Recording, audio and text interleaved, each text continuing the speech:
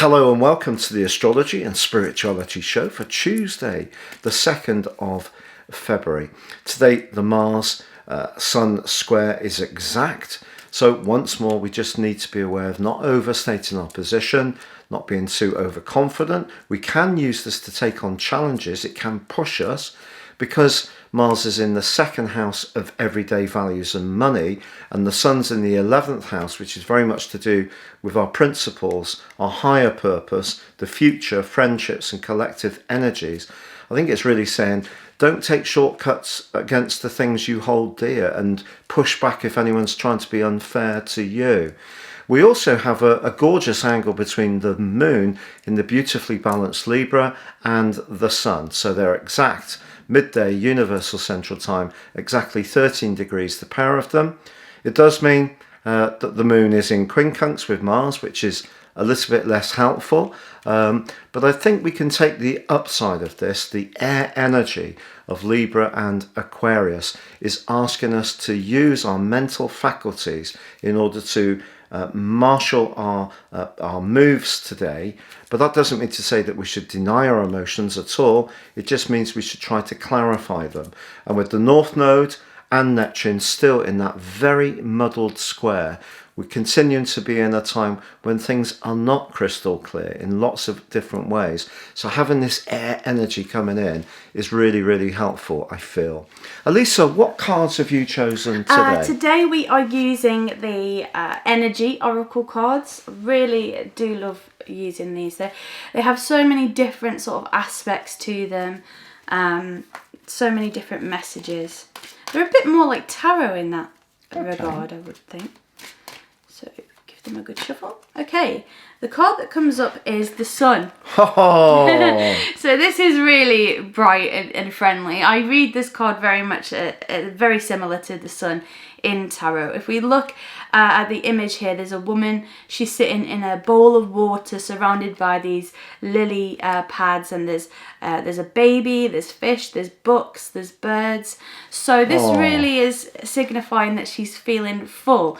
Either she's very happy, abundant. Yeah, she's feeling abundance with her family or her children. She's feeling an abundance of knowledge with that book.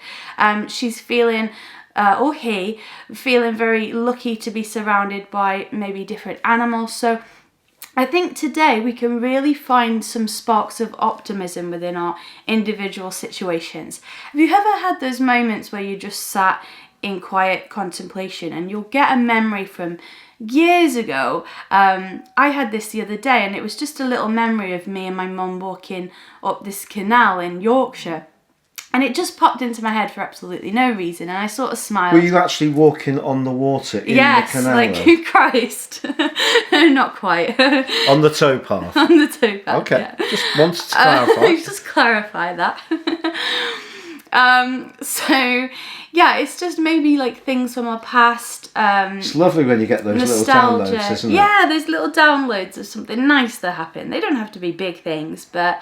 Elisa's mum's moved to where we live in Shrewsbury, and it's brilliant because she's in our bubble here, the only person, but we're still very, very careful with the social distancing and the masks. But we do sometimes go up to her flat and just wave through the window and leave things outside and stuff like that. And it's just brilliant to see her smile and the radiance of it and those connections.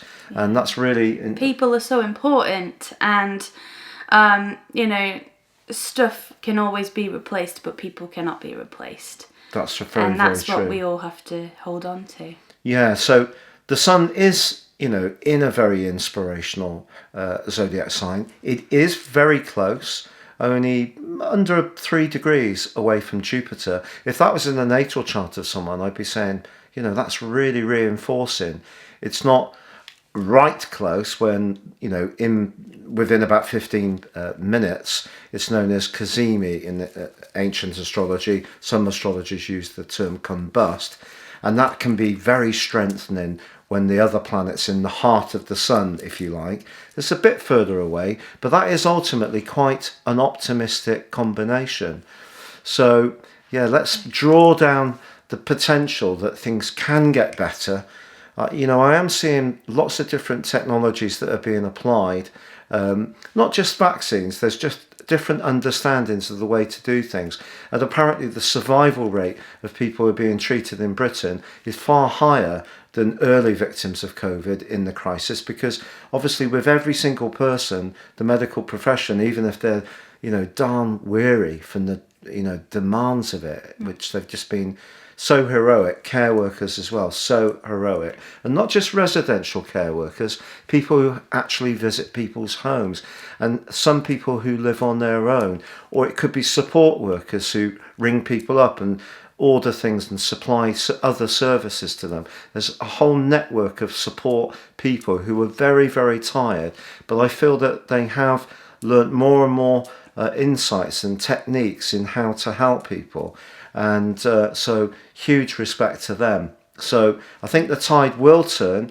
I do think that we're going to see something much, much better by the time Jupiter goes into the sign of Pisces, which it governs in the middle of May.